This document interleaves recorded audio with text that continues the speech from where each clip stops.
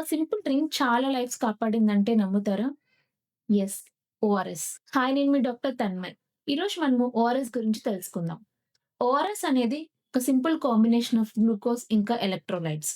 ఇది మనము diarrhoea, vomiting, నీరసంగా అనిపించినప్పుడు ఓఆర్ఎస్ అనేది తీసుకుంటాము. ఇది బాడీలో ఫ్లూయిడ్స్ అనేది రిప్లేస్ చేయడానికి బాగా పనిచేస్తుంది. డబ్ల్యూహెచ్ఓ ఓఆర్ఎస్ ప్రోగ్రామ్‌ని 1970స్ నుంచి స్టార్ట్ చేసింది. డబ్ల్యూహెచ్ఓ ఫార్ములా బేస్ చేసుకొని మనకి ప్రీ ప్యాక్డ్ డబ్ల్యూహెచ్ఓ సాచెట్స్ అనేవి బయట దొరుకుతాయి. అవి మనము 1 లీటర్ ఆఫ్ వాటర్‌లో తీసుకొని 24 అవర్స్ వరకు దాన్ని యూజ్ చేయొచ్చు.